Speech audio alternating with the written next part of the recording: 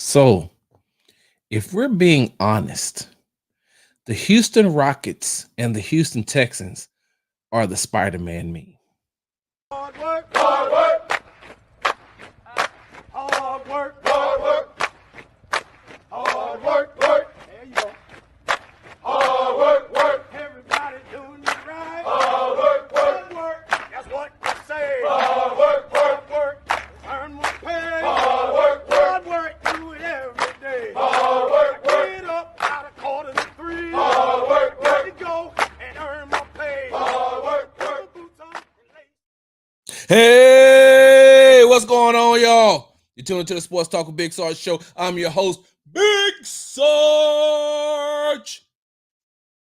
Make sure you follow me on the app formerly known as Twitter at Big Sarge Sports with the Z at the end, and on Instagram at Big Sarge Sports with the Z at the end. Because you know we do everything for the gram. Follow me on the Tick and the Talk at Big Sarge Media. And make sure you subscribe to my YouTube channel at www. That's not your YouTube channel, Sarge. You're jumping the gun. Slow down. Make sure you subscribe to my YouTube channel at Big Sarge Media. All right, hey, how everybody doing out there today? Got that out the way. You know what? Let me just go ahead and start by saying this. All right, listen. I know I come on here and I have a lot of fun. I laugh, I joke. One of the prayers that I always pray is that anytime I'm on any show, and that's whether it's doing television, radio, podcast, my own show, I always like to say I always want to be informative, knowledgeable, and entertaining. Informative, knowledgeable, and entertaining. I mean, I want to give you the information. I want to be knowledgeable about what I'm saying, and I just want to be entertaining. And so, you know me, I love to have fun, but right now I got to have a serious moment. I got to have a serious moment. So, for those of you all who don't know yet, but if you follow me on social media, you know this by now. On what's today? Wednesday? On Tuesday, I was officially named the co-host of the Locked On Texans podcast with John Hickman. I will be taking the place of one of my really, really, really, really, really good friends and my brother, Cody M. Davis, who has moved on to greener pastures. And when we recorded, it wasn't my time to say the things that I wanted to say. It wasn't my time. It was Cody's last show as the official co-host of Locked On Texans. So I didn't get a chance to really say what I wanted to say. So now we're on Sports Talk with Big Sarge. I can say this. And sometimes y'all got to read the room. There's a lot of people who don't read the room. One thing that I learned when I took some courses in counseling was you when someone is talking to you, or someone is talking to you about something, or when it's somebody's time, let them have their time. Don't steal it from them. And if they got a problem, don't come back and tell them about your problem. Don't steal the moment. Hey, look, if somebody's trying to talk to you, hey, let them talk. And so when we recorded, it wasn't my moment. It wasn't. It was Cody's moment. And so I wanted to make sure that he had he got a chance to say everything that he wanted to say. And so now it's my turn to say something. One, I am honored and grateful to be able to be on the Locked On Texans podcast. I have been a guest on there. I think I was a guest on there in 2020, if I'm not mistaken, starting in 2020. And those two brothers Cody and John are they're like I said, they're my brothers.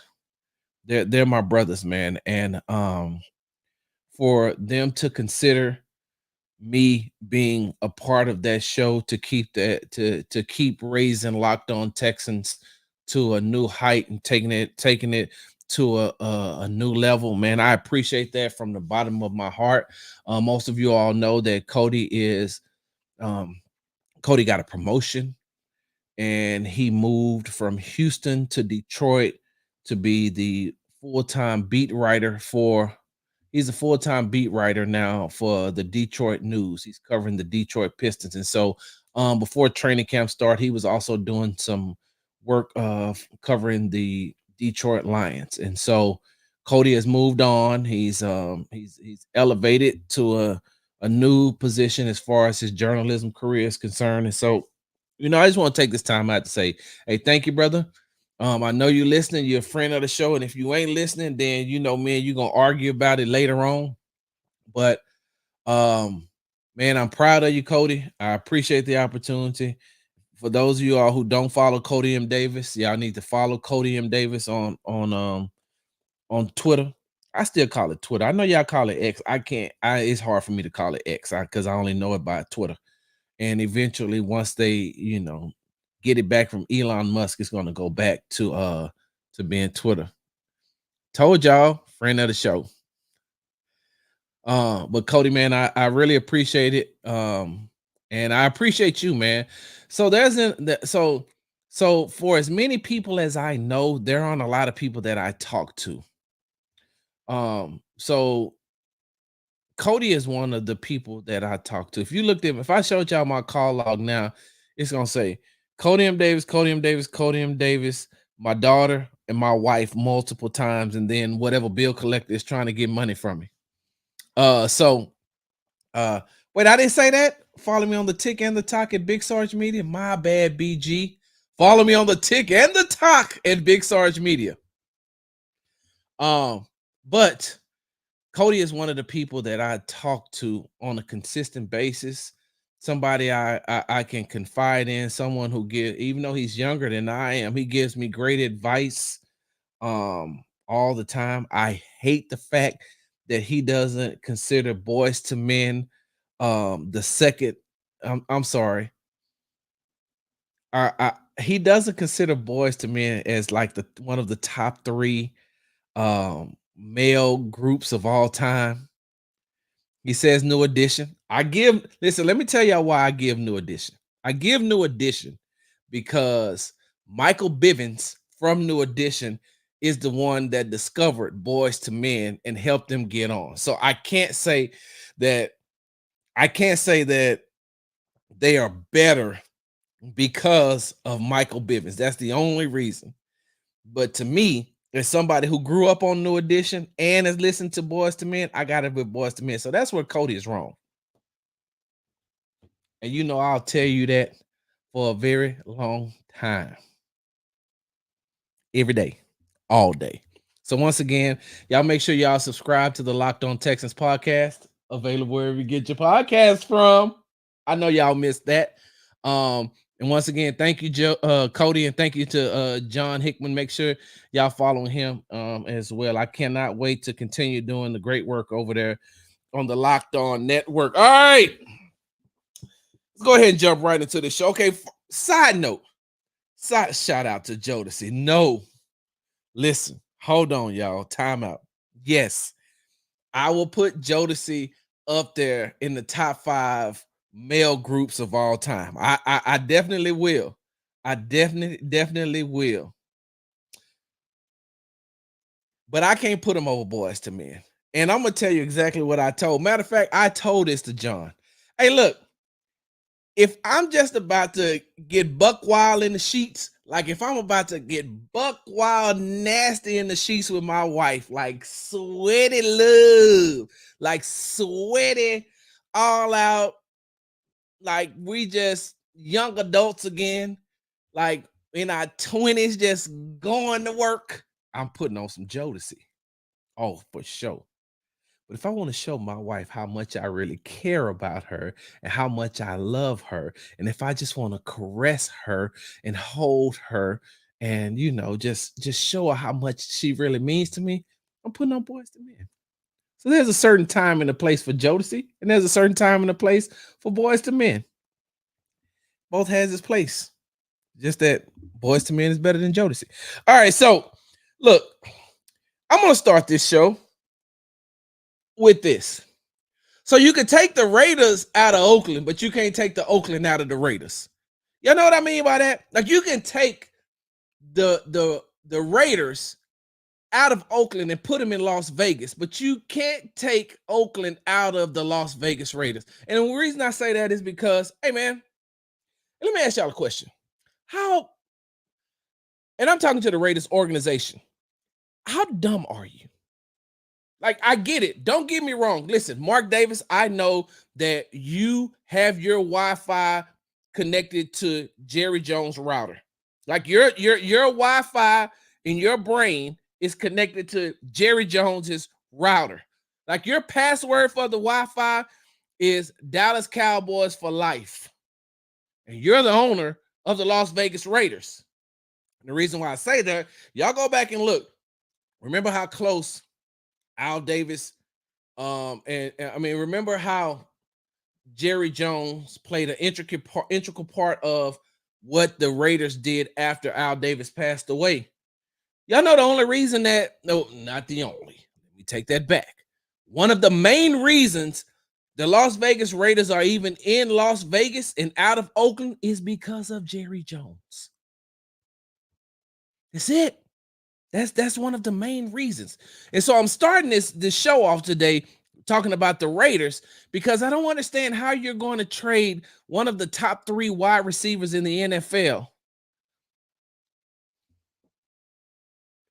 And then not only are you trying to trade him, you're making him feel unwanted.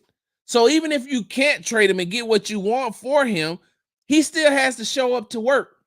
You know, I've seen this before. Y'all did the exact same thing with Derek Carr. Now, I didn't like that Derek Carr didn't show up to the games, even though y'all told him, hey, man, you don't have to come to the facility anymore. You don't have to, like, we're going to trade you, and, you know, that's it. We don't really, we're not really messing with you like that. They weren't really messing with Derek Carr like that anymore.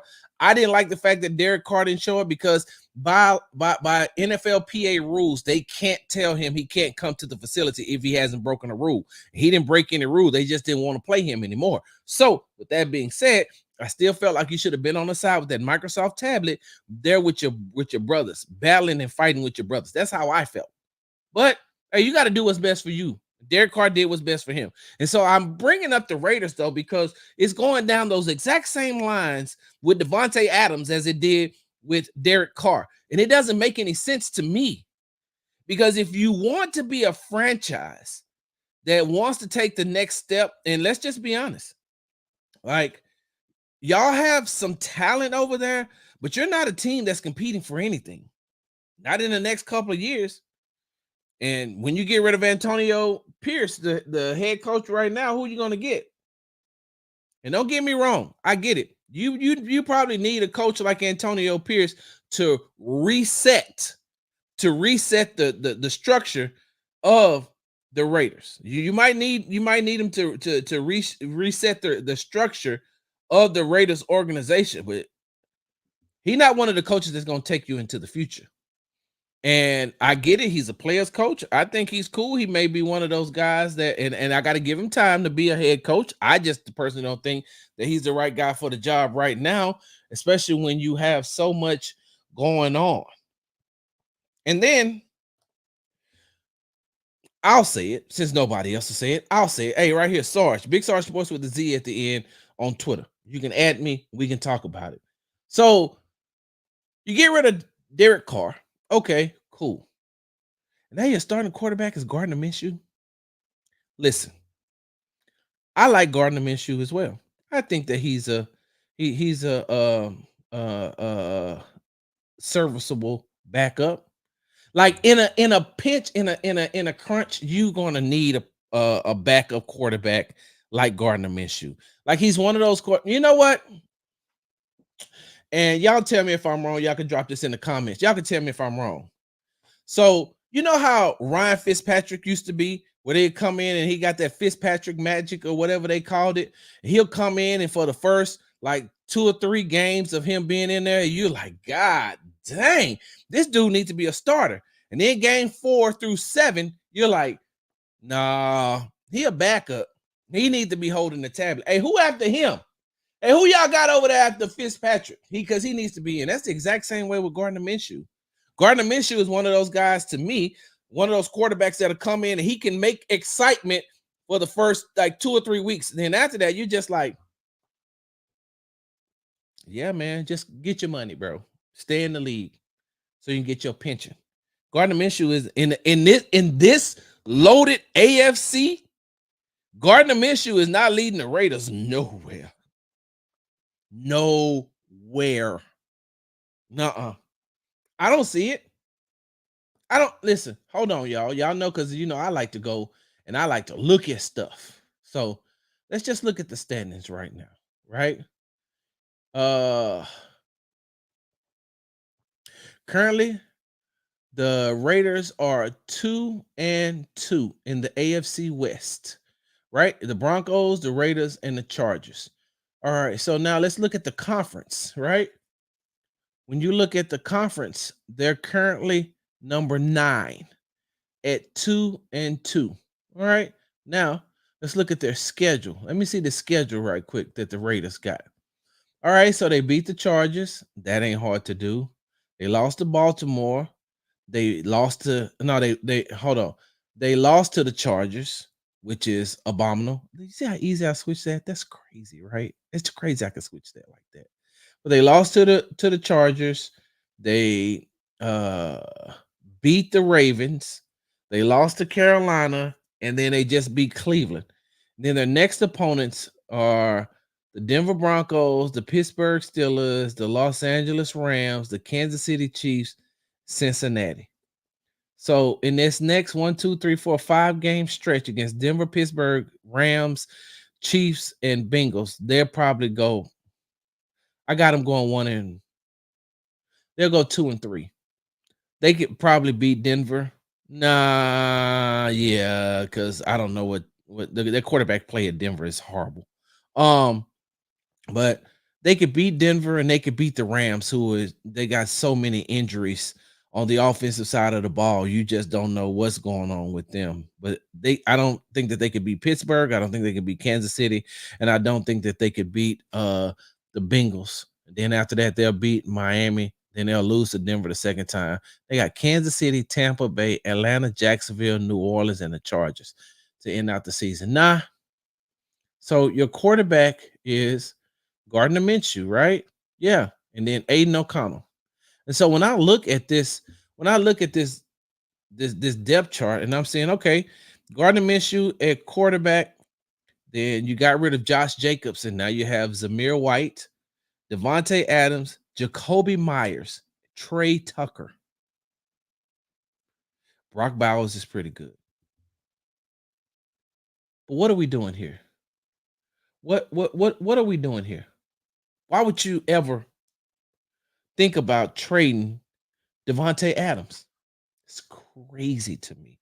And I know y'all saying, hey, Sarge, hey, look, I told y'all, Sports Talk with Big Sarge is a is a local show with a national feel. And so I can't understand. I'm just glad that y'all ain't like y'all used to be. Some of y'all Texans fans used to be like, hey, man, Devontae Adams, we can go get him. We need him. Let's go get him. I'm just so glad we don't have to deal with everybody, every big name that hits the market, people thinking that the Texans need him. Texans need him, man. The Texans need him. Hey, Devontae, listen, man. We can if you get Devontae Adams and put him on the other side of Nico Collins, and then we can get blah blah blah blah blah. It's like, well, you don't have enough. But somebody will find some way to try to put Devontae Adams on the Texans. I digress. All right. Listen, to open up the show, I said to open up the show, I said that the Houston Rockets and the Houston Texans are the Spider-Man meme, meaning that they're pointing at each other.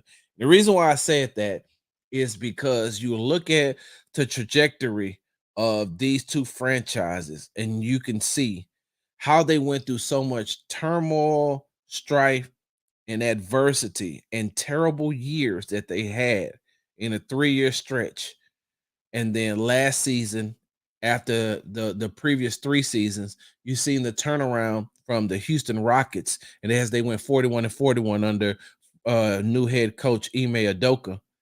And then you see what the Houston Texans were able to do by winning the division and winning the wild card game, and then going into the divisional round and being tied at the half against the Baltimore Ravens before eventually losing the game um, to Baltimore, which was at the time I think they were the number one seed, if I'm not mistaken. If I'm not mistaken, I think that they were the number one seed. And so when you look at at what the Rockets have been through and where they got to last season, they were very close to making a play-in game. And then you look at what the Houston Texans have done. Like those are two franchises that are on the rise, two franchises that are looking to get back to where they once were. And so with that being said, the Houston Rockets opened up their training camp on Tuesday. Monday was media day. Tuesday they opened up training camp, and then they have training camp practice today. As a matter of fact, when I finish talking with you all, I'm going and heading over to training camp. And then after training camp over with the Rockets, I'll be heading over to NRG to speak with Coach D'Amico Ryans, and CJ speaks today. And then we have open locker room. And so with that being said, I talked about the Rockets, right? And them opening up training camp. And listen, let me tell you all something. I So when I looked on the court yesterday, right? Because they got this brand new training facility. It's amazing, right? They put $75 million into it. This training facility is amazing, especially compared to what they had over at the Toyota Center. When the Toyota Center, every time I walked down to the practice court, I got claustrophobic. I was like, bro, I'm entirely too close to everybody. Players, coaches, trainers, media members, PR staff, security. I was just like walking down that hallway. I'm just like, oh my God, walking down that ramp. I'm like, it's too much for me. You got to try to find you a space that was open. Now with this new training facility, because they only had one court. Now they got two courts. And so now the Rockets got two courts. And so when you're on their state of the art, everything. And so when we finally got a chance to go in and watch, it was the end of practice. So we're just watching the players shoot free throws, shoot around, or whatever the case may be. And I'm looking on the floor and I'm saying to myself, this team has a lot of talent. It has a lot of talent and they have a lot of interchangeable parts, which is what I asked head coach Ime Udoka on yesterday. And what I mean by interchangeable parts, you have players who can literally play multiple positions and can play those multiple positions very good. Very good. And so you look at a player, let's just use Jabari Smith Jr., for example. You can play Jabari at the 4. You can play Jabari at the 5. And in spurts, you may be able to get away with playing him at the 3. One of the things he said on media day was that he's learning one of the things he practiced on over the offseason was how to, learning how to dribble better. He said he worked on his handles more.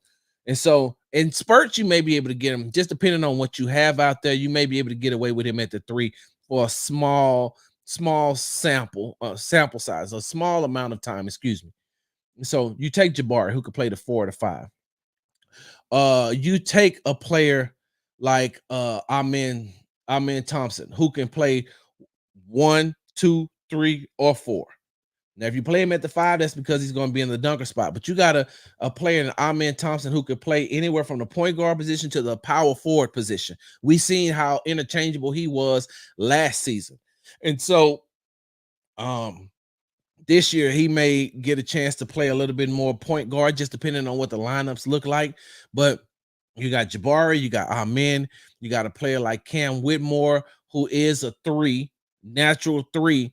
But depending on the lineup, you could put him at the 2.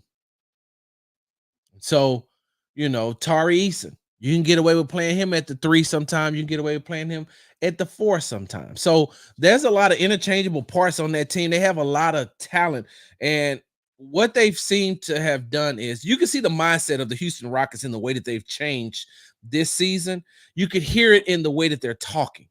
Because on at media day, the only thing everybody was talking about was focused on making the playoffs, not the play in though. Because I think that they could be a play in team. They're focused on making the playoffs. Playoffs. I love doing that. Playoffs. They could potentially make it. Not potentially. I just feel like they can be a playoff team, which is what they believe in as well. No, nobody had time for. It was a different type of media day too, because like everybody's sitting there, they're laughing and joking, but they're serious, and you could hear it in their voices. Hey, look, we're gonna make the playoffs. Playoffs. And it's the exact same way with the Houston Texans. The Houston Texans came into the season like, hey, look, cool. What we did last season is what we did last season. We try and take it to the next level. We try and take it to the next step. So taking it to the next level, taking it to the next step for the Houston Texans is what? Getting past the divisional round and getting to the AFC Championship for the first time in franchise history. What that means for the Houston Rockets is, hey, look, we're not satisfied with just getting the play in. We want to get in the playoffs, and once we get in the playoffs, we want to make some noise. And with the veterans that they have, as far as Fred VanVleet, Dylan Brooks, Jeff Green, they've added Steven Adams, who is, he's going to be an enforcer this year. He's gonna when he's able to get out on that court, he's gonna free up a lot of players, especially in that pick and roll, something that he really loves to do. He loves to do the pick and rolls. And so looking at the Rockets, and like I said, I'll be over there today. Hopefully we'll get a chance to see a little bit of their practices. Looking at the Rockets, though, and you look at the rest of the teams, because I think Brandon Scott from Sports Radio 610. Hey, which by the way, what's today? Wednesday. He's going to be filling in for Ron Hughley. So if y'all get a chance, listen to B Scott over there on Sports Talk Radio 610 from 2 to 6. It's the best 4 hours of your life. B Scott be on it. And so, but I think I was talking to B Scott and I said the dogfight for the Houston Rockets is in their own division. You got to go up against the Dallas Mavericks team who is talented, went to the NBA Finals last year. You got to deal with the New Orleans Pelicans team who has added some firepower, and if they can get a healthy Zion back, they can get him to play in at least 70 to 72 games this year. They're going to be hard to deal with. The Memphis Grizzlies, we know the talent that the Memphis Grizzlies have, and they're getting Ja Morant back, who's coming back on a mission, who is ready to prove that everything that was going on in his past, he's ready to get past that. And I'm glad it's going to, you know what? I think it was a growing up moment for Ja Morant too, being out. Like he finally realized, hey, bro, this can be taken away from you for real, for real. Like, so you out there trying to play, you can't be a gangster and a basketball player. Like you could do that back in the 80s. You could do that in the 90s, maybe the early 2000s. Not now. Too many people watching, too much access to social media, too many eyes on you. You can't be a gangster and a basketball player, my guy. You're going to have to pick a struggle. And then you look at the San Antonio Spurs, which when I was talking to B. Scott, I forgot that the San Antonio Spurs have Chris Paul right now. And some of y'all gonna say, what that means, Sarge? That don't mean nothing. It means a lot when you have Victor Wembanyama. You have arguably one of the top 10 point guards to ever play the game, who's going to be instructing this young man and helping him with his growth. So you got Greg Popovich, you got that mind, that basketball mind. And then you got Chris Paul and his basketball mind, feeding all of that into Victor Wembanyama. And so the Rockets are not going to have it easy in their own division. And then in the Western Conference, side note. Hey, hold on, y'all. Hold on. I wonder if, you know what, let me see. Somebody tell me if this works, because I needed to know if this is working or not. Where is my sound? Let me see. I need my headphones. Can y'all hear that? I need my headphones. Where are my headphones? I'll get them later. Side note, y'all drop in the comments if you heard that. Side note, hear me out. Dear Los Angeles Lakers, it's cute. Oh my God, the novelties that y'all have going on is cute. Victor, hold on. Victor Wembanyama is a light-skinned Bobo. Hey, Bobo can hoop. Bobo can hoop, bro. Don't get it twisted, but Victor got way more skill set than he does. Way more skill set than Bobo. Back to the Los Angeles Lakers. All right. Oh, y'all did hear. So I typed the text to a girl I used to see. Okay. Now that I know my sound work, I gotta put my headphones on. It's hard to put the headphones on though when I got this hat. It's really weird. Back to the Los Angeles Lakers, right? It's cute. The little novelty stuff that y'all are doing, cute. Ooh, let's go get JJ Redick, who has been on the podcast with LeBron James. Let's go get JJ Redick, one of the greatest basketball minds there is. Okay, cool. Let's go make him a head coach. What? Based off of what? Because he's a wizard at 2K? Don't get me wrong. I've never played in the NBA. JJ Redick has. Now, coming out of college, I thought JJ Redick would be a whole lot better in the NBA than he was. Because he was a stud in college at Duke. But when he came out, I mean, he just, he has a certain skill set. He can shoot. Don't get me wrong. He can shoot. He may know the game of basketball. He may have studied the game of basketball. And that's all fine and dandy. If you're going to coach at Duke or North Carolina State or UT or at Clemson or USC, like I don't think that JJ Redick should have been given the Lakers job. Hey, look, start him out over at UCLA. And then I'm sorry, because Bron really likes USC. So start him out at USC. Get him over there. See if LeBron James, who by the way is my GOAT, the GOAT is subjective. I ain't got time to argue with you about it. If you love Jordan, love Jordan. If you love Kobe, love Kobe. If you love Kareem, love Kareem. Wilt Chamberlain, Bill Russell, whoever you got as the GOAT, that's cool. That's your GOAT based off of your criteria. LeBron James is my GOAT based off of my criteria. I have him as the GOAT, greatest of all time. The greatest of all time as far as basketball is concerned for me. LeBron James is one of the most brilliant basketball minds, period. I don't want to just say basketball. He's one of the most brilliant minds that people have ever gotten a chance to be around. A man makes smart moves when it comes to his family, smart moves when it comes to business, smart moves when it comes to the NBA. LeBron James has been the face of the NBA for a very long time. He knows that. He's very smart. This is what I don't understand, though, LeBron. Why didn't you convince Bronny to stay at USC for one more year and then get the coach over at USC removed, bring JJ Redick in? That way, you got 1 year of JJ Redick, 1 year of Bronny James together. Then you want to bring them to the Lakers? Then you bring them to the Lakers. You don't you don't use the NBA season as an experiment, because this is an experiment year for the Los Angeles Lakers. You got a new head coach in JJ Redick. You got a new rookie player in your son, Bronny James, which, by the way,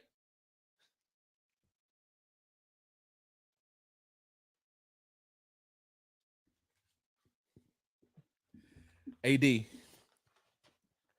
he be reading the books like this. Yeah, man. So on this page, right? So you see right here, man, like I'm really enjoying this book. Or like, LeBron, how long you been reading this book? For 3 weeks? Really?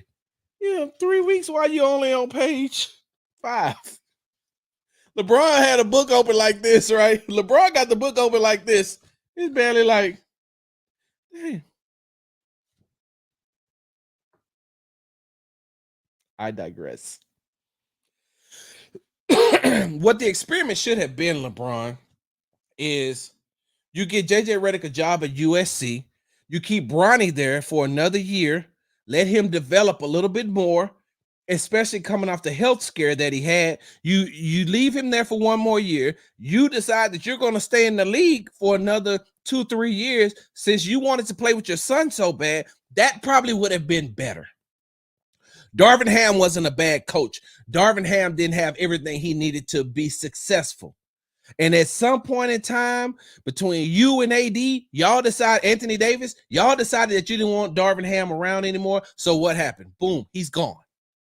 And now you have JJ Redick, who's an experiment.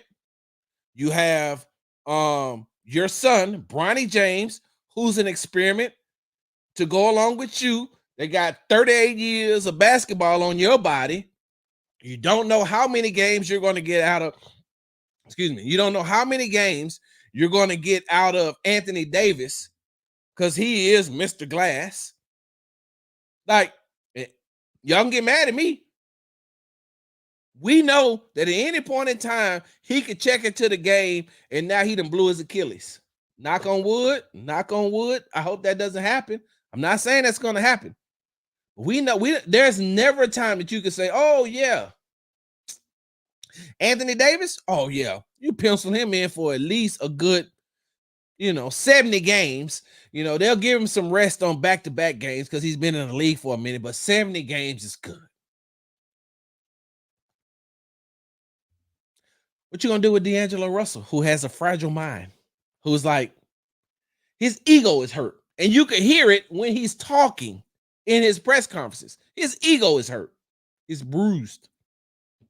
So now, LeBron James, once that novelty runs out of how cute it is of you playing with your son in the NBA, like once that runs out, once the novelty of JJ Redick, college superstar, turned brilliant podcaster, who turned brilliant mind, who turned brilliant NBA analyst, once all of that runs out, then what y'all gonna do? Because reality is gonna kick in. Reality is gonna set in. And then you're gonna realize this team is too old and too inexperienced to get past a team like, hey, Sacramento Kings got DeMar DeRozan. Sacramento got a really good team. You think y'all could beat Sacramento? I don't think the Lakers can beat Sacramento. I don't think the Lakers can beat Minnesota Timberwolves. I don't think that the Lakers can beat the Denver Nuggets. I don't think that they can beat the Dallas Mavericks. I don't think that they can beat the New Orleans Pelicans. I don't even think that they could beat the Memphis Grizzlies. And I don't think that they could beat the Houston Rockets. In a 5-game series, the Houston Rockets would probably beat them either 3-2 or 4-1 because they're old and they're inexperienced and they don't have what it takes to win. So what do? You fake it till you make it. Hey, look, hey, what the agent say? Nobody else draft Bronny James because if you do, he's not gonna come. Yeah, well, Bronny's not playing on any two ways. He's gonna play with his father. Cool. Listen, I'm all for nepotism. I'm all for listen, hey, I'm all for it. Nepotism and capitalism are they're cousins. Matter of fact, let me take that back. They're blood relatives. So they could be cousins, uncles, aunties, whatever they identify as. Like they run hand in hand. Nepotism and capitalism run hand in hand. So I'm all for it. You got your son a job in the highest profession. I mean, in the highest at the highest peak of your profession, like the NBA. Y'all play basketball. The highest point of playing basketball is making it to the NBA. You got your son a job in the NBA. Kudos to you, LeBron James. What are you going to do when that runs out? What are you going to do when they start criticizing your son for his play? Because although I think Bronny has LeBron's IQ as far as basketball is concerned, I don't think that he has his athleticism like Bryce has. Like Bryce doesn't have his father's IQ, but he has the dog in him. He got that brutal mindset of, hey, once I get to going, I'm going. And you're not gonna stop me. Bronny got the IQ though. Bronny to me is like a Mike Conley type player who makes good basketball plays. Now, at this point of his career, he can't score like him. He can't score like Mike Conley. But so as I digress, what you gonna do when that novelty runs out? And Nobody thinks it's cute that you and your son are playing together. Nobody thinks it's cute that you got JJ Redick as your head coach. Now, all of this can come back, and I could be wrong is wearing two left shoes out in public. I don't think that's gonna happen. So we'll see. But the Rockets gonna make the playoffs this year. Y'all can put that down. Hey, look, bookmark it. Hey, and if I'm wrong, make sure you send this to Freezing Cold Takes. Hey, it's Big Star Sports with the Z at the end on Twitter. You know, if I got some bad takes out there, go ahead and share that. That way that y'all can bring new people to my page and to my channel so I can roast their ass. I don't be looking for smoke, but I don't run from it either. Like I don't look for smoke. I don't really start smoke. Notice what I said. I don't really start smoke, but I don't run from it either.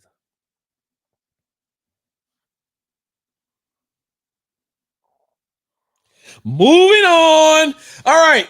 On Sunday, the Houston Texans will take on the Buffalo Bills at NRG Stadium. Hey, I got a message for y'all, Texas fans. I got a message from y'all from Hannah McNair.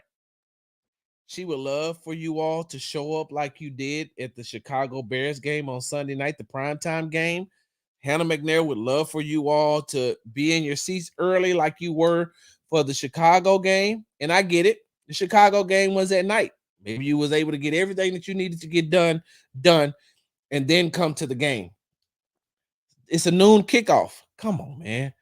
Like if you know you're going to the game, I said this last week. If you know you're going to the game, try to get everything that you need to get done early. And if it's not an emergency, try to be in your seat by kickoff. I don't understand how people cannot be in their seats by kickoff. I honestly and truly cannot. Even if you're tailgating. So if you're tailgating, then just tailgate earlier so you can end earlier and you can be in your seat at kickoff. You paid enough money for the damn seat. Think about it like this. If you're not in your seat by kickoff, you're wasting money. For every minute you're not in your seat, you're throwing away money.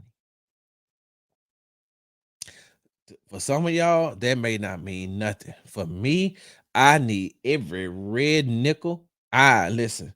What they say, what's the old saying? Y'all, some of y'all too young to remember this. Robbing Peter to pay Paul. Y'all don't remember nothing like that. So, a message from Hannah McNair.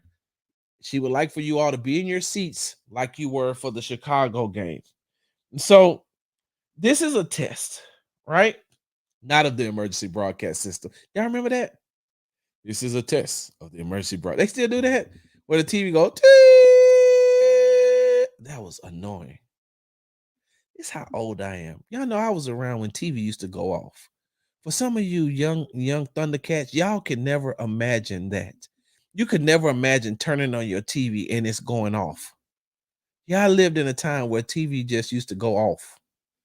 They would play the national anthem. You hear the national anthem, and then after the national anthem goes off, gone. You're looking at a screen with different colors on it, and that noise. Damn. I can't imagine a time today where if I'm watching TV and it's 12:55. Then by 12:55, I gotta look and I'll be like, damn, the TV about to go off at 1 a.m. Good Lord, where have I been? So the Houston Texans, like, I'm old. Damn, every day I remind myself how old I'm getting. The Houston Texans will take on the Buffalo Bills on Sunday. And so this week we discussed on Tuesday's show, I gave the report card for the first quarter of the season. And moving forward now, there's some things that I need to see the Houston Texans doing. And starting Sunday, this is what I need to see them do. So, quarterback Josh Allen for the Buffalo Bills, right? Like, there's a habit. He has a bad habit. For the last 6 years in the league, he's had a habit. And that habit is throwing interceptions. Like, he has a habit of throwing interceptions. He's thrown 78 interceptions in the last 6 seasons. Last year, 2023 season, he threw 18, 29 touchdowns, 18 interceptions. He has a habit. He averages 13 interceptions a year, 13 interceptions a season. Get my math right. I carried the 1. Then I brought that down to 30. Yep. That's what it is. He's averaged 13 interceptions a season since he's been in the league. I don't know. I don't even know if I don't think CJ's thrown 13. That's another story for another time. So he has a habit. And like I said, he threw 18 last season. He has a habit that he's trying to break. And this season, he has 7 touchdowns and no interceptions. So through the first 4 games, Josh Allen has not thrown an interception. That got to change. If the Houston Texans want to win this game, they have to force Josh Allen into making mistakes. And one of the mistakes is you got to force him into throwing interceptions. Multiple, if you can. If you can force him into multiple interceptions, then you have an opportunity to keep giving the ball to your offense and let them get going. But as of right now, through the first 4 games, he has not thrown an interception. And that's not something you want to see if you're a defense that has to play against Josh Allen. Now, look, I get it. I too watched as the Baltimore Ravens destroyed the Buffalo Bills. I too watched that game. I too watched as Derrick Henry ran all over the Buffalo Bills. And we'll talk about the rushing game in just a second, but you've got to make Josh Allen throw into double coverage, throw into triple coverage. You got to give him different types of looks that he has never seen before. You're right. Hold on. They call me Mr. Nobody says pressure bust pipes. The D-line has to bring it. Yes. Yes. They have to bring it. And what they have to do is they also have to force him to stay inside the pocket. You can't let him slip outside of the pocket because once he slips outside of the pocket, he's a danger to run or to throw.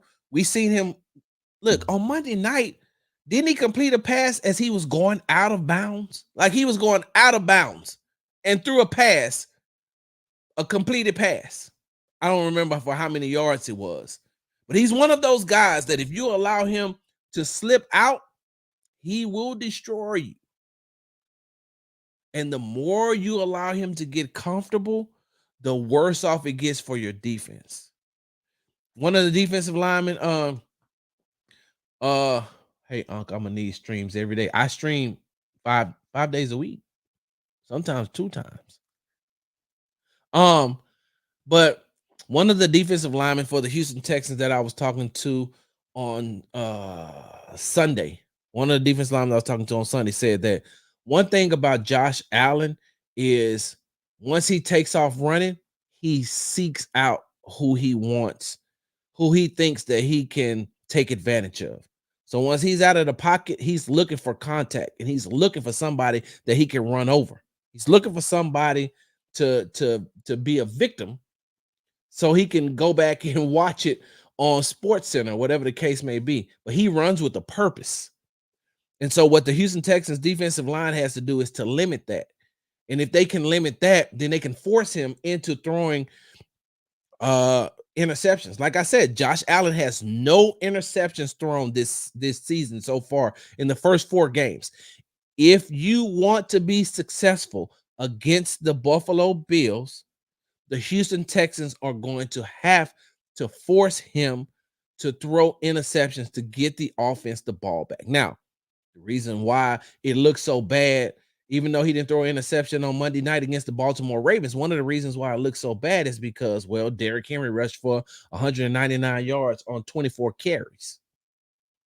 Like Derrick Henry almost had 200 yards.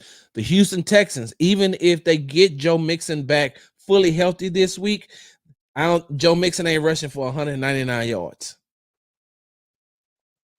If they can get $120 and a touchdown out of him, then that would be that also will be good enough with the other weapons that they have on offense for them to win. But if he gets $120 and 1 touchdown, that's $120 is 120 yards and a touchdown. That means that the Texans will have control the time of possession, keeping Josh Allen off the field. And when he's on the field, if you can force him into throwing an interception, if you could force him into a turnover, then you're doing like that would be amazing. And that's like one of my keys to victory. Because, like I said, I even wrote it down in my notes. I was like, run Joe, run if healthy. If he's healthy, run Joe, run.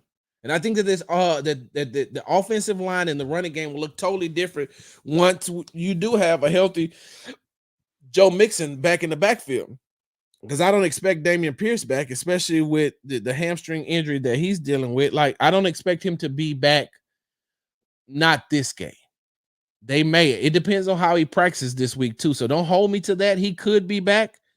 But I'm thinking that, I'm almost 90% sure that Joe Mixon will be back. And one of the reasons I think if they really needed him last week, he would have been able to suit up. But keeping him out one more game, knowing that they had this game coming up against the Buffalo Bills, and that's no shot at the Jacksonville Jaguars. They weren't looking past the Jacksonville Jaguars. That wasn't a trap game.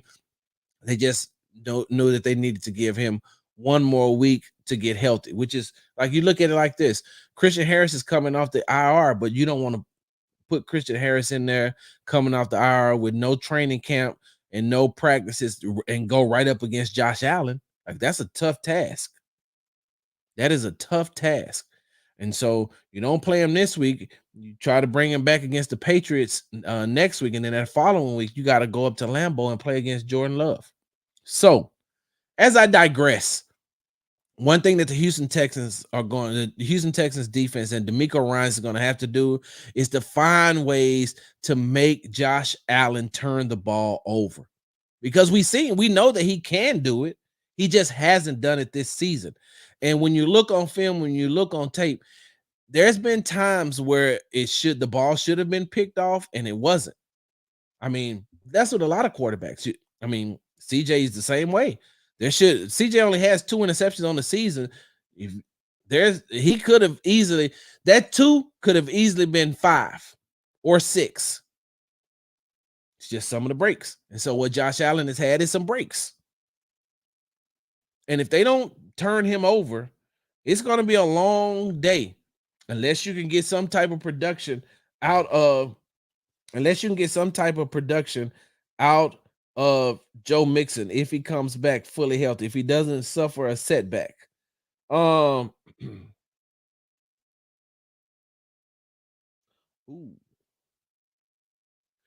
Yeah. I forgot about that.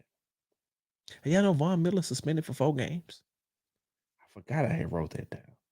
For domestic violence in 2023 against his girlfriend. Sheesh. Yeah, so Von Miller won't be playing this week. I forgot about that. Last time the Houston Texans and the Buffalo Bills matched up. Hey, without Googling, I won't even tell you. Without Googling, give me the last time the Houston Texans and the Buffalo Bills played.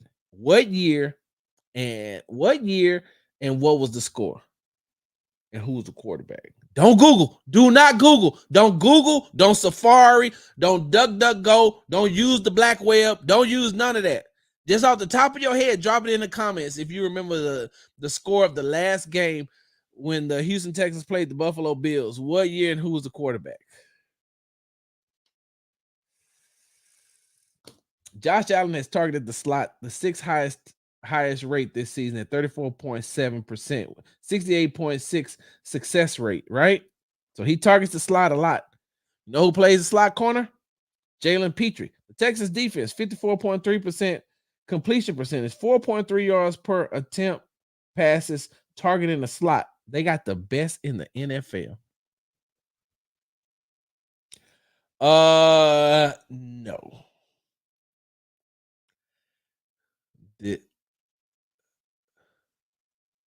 Hold on. Why isn't it showing? Oh, hold on. No.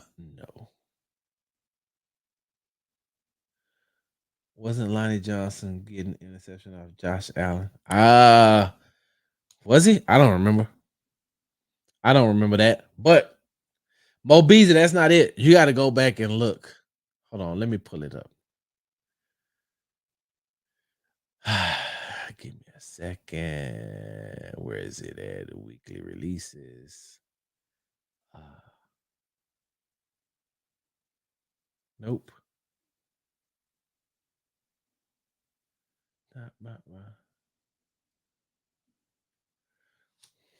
Here we go. Who think they got it? Let me show you.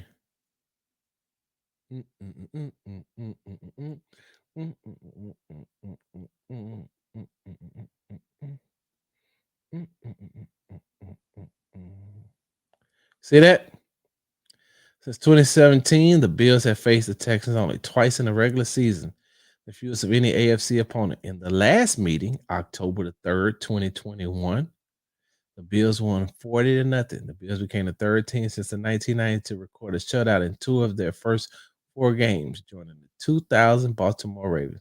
The first meeting between the franchise occurred in 2002.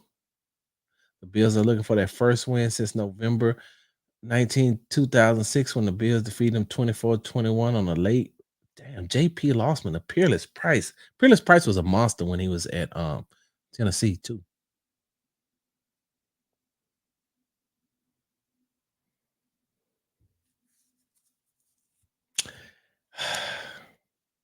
Oh, I didn't know this. Hold on.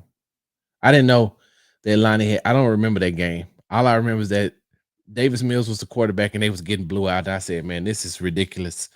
They was playing in Buffalo and that game got ugly real quick, like real quick, like real quick. And I said, no, they ain't gonna win this one. So, yep, because I got to get ready to get up out of here and head over to the Toyota Center.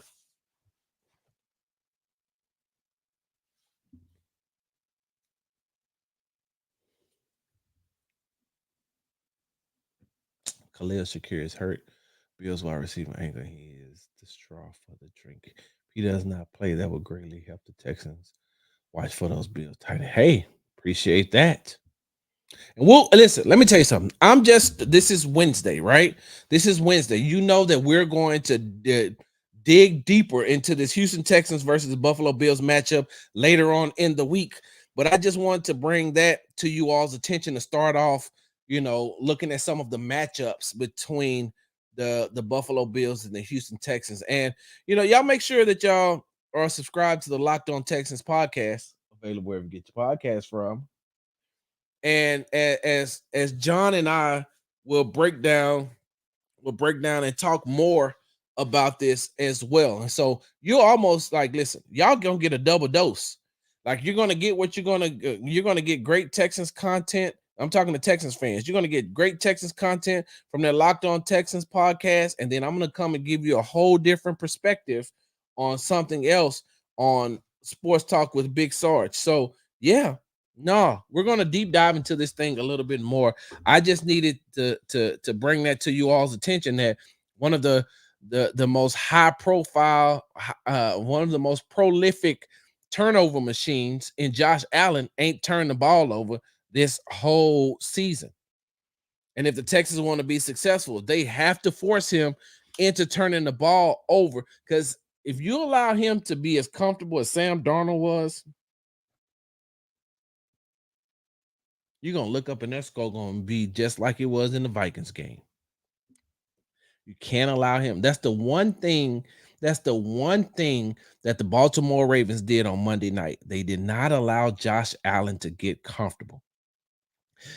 I feel like this is gonna be the game where D'Amico is gonna have to open up that defensive playbook and say, "All right, we've been saving these are the Josh Allen plays we've been saving for Josh Allen. Hey, look, these are defenses that we didn't want to put on tape or show anybody because we knew that we had to play a quarterback like him. Yes, you have a up and coming dynamic quarterback in Anthony Richardson with the Indianapolis Colts. You played him in week 1. Week 2, you played another up and coming dynamic quarterback who can once get out of the pocket, do a lot of damage, and Caleb Williams. Week 3, you played a game manager in Sam Darnold. Week 4, you played a quarterback that can be dangerous once he gets outside the pocket, who hates to get outside of the pocket. But this Josh Allen, this Josh Allen is a top 5 quarterback in the NFL. The Texans haven't played a top 5 quarterback this entire season. He played Anthony Richardson, Caleb Williams, Sam Darnold, Trevor Lawrence. None of those are top 5. None of those are top 10. Hell, none of those are top 15. So it's one of those things where D'Amico smart. D'Amico is smart. He's not going to show his hand. He doesn't just show his hand that early. And so I think that the defense will have a different type of strategy this week, something that y'all probably haven't seen, or I haven't seen either in the first 4 games of the season, because they knew, okay, these quarterback, we don't want to waste these defensive schemes on these quarterbacks and give the Buffalo Bills something to give head coach Sean McDermott something to look at and to scheme around. No. Hey, and they got a really good offense coordinator. You know what? Let me put something up too. Speaking of offensive coordinators, there's something that I put up here early that I'm just like, man, this is wow. Hold on. Where is it? Give me 1 second, y'all. I gotta find this thing because I want to show it to you before I get up out of here. This is something that I tweeted earlier. Where is it at? Here we go. All right, let me share my screen with you all. Then I gotta get up out of here.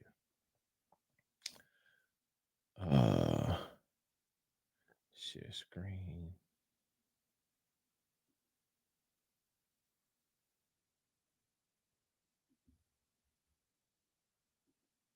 Y'all see that? Y'all can see that, right? Let me read to you what it says.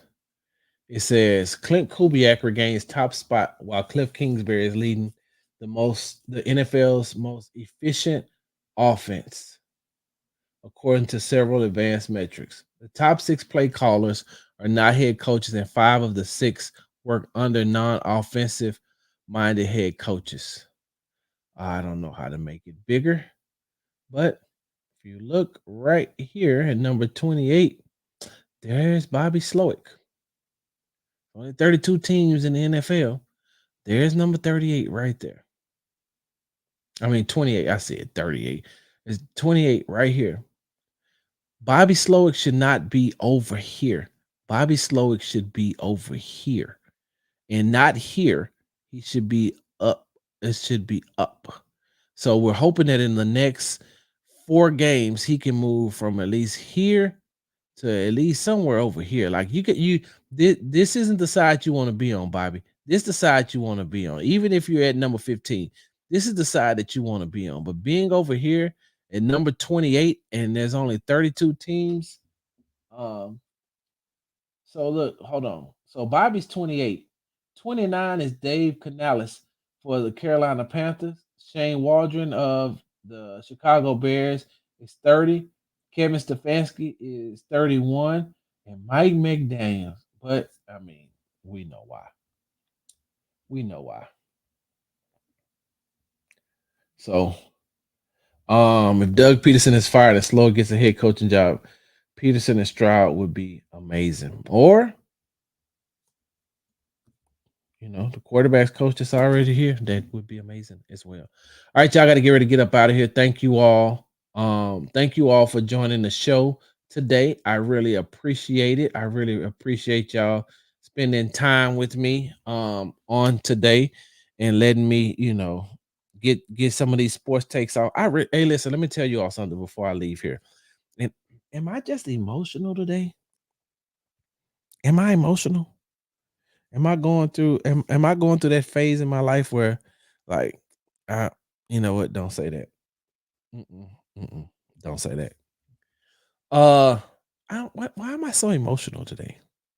Because I want to say this before I get ready to leave up out of here. Yeah, I don't think you all realize how important it is to me.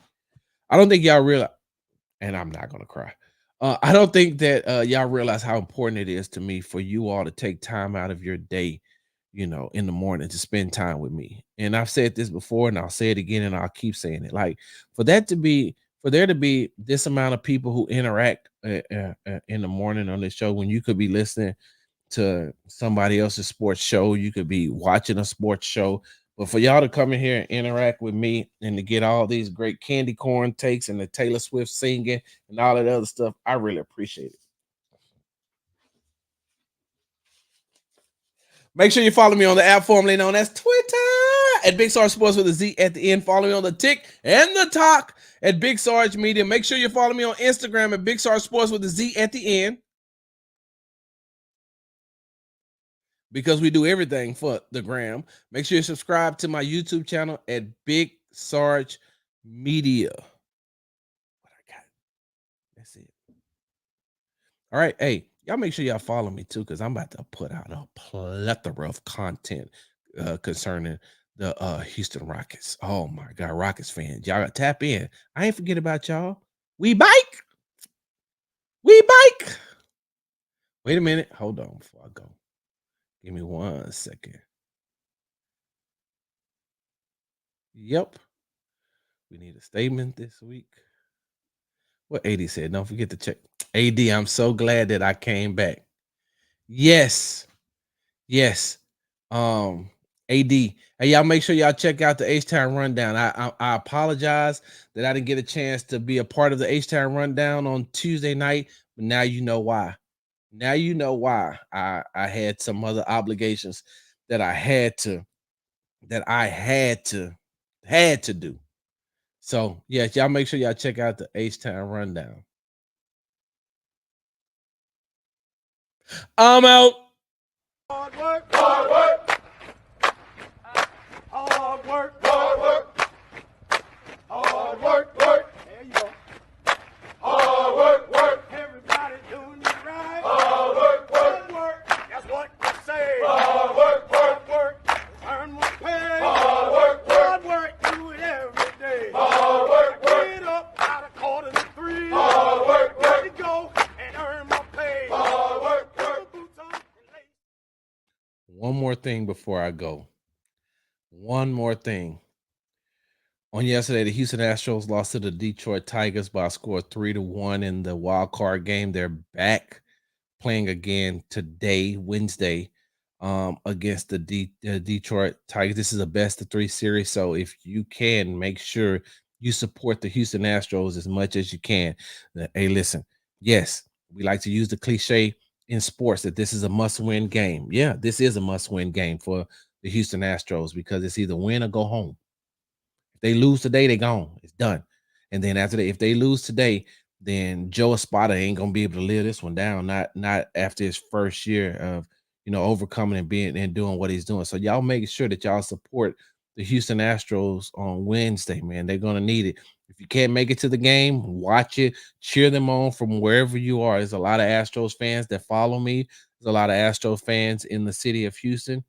There's a lot of just Houston sports fans, so they're going to support anything Houston, and that's from the Astros, the Texans, the Rockets, U of H, Rice, TSU. Like some people, look, San Jack Community College, HCU. Like there's a lot of people, Houston fans that just support Houston. That just loves Houston. So if you can't make it down to Minute Maid Park today to support the Astros in person, make sure that you're watching it and just send that energy and send that vibe over to the Houston Astros. Now I'm out.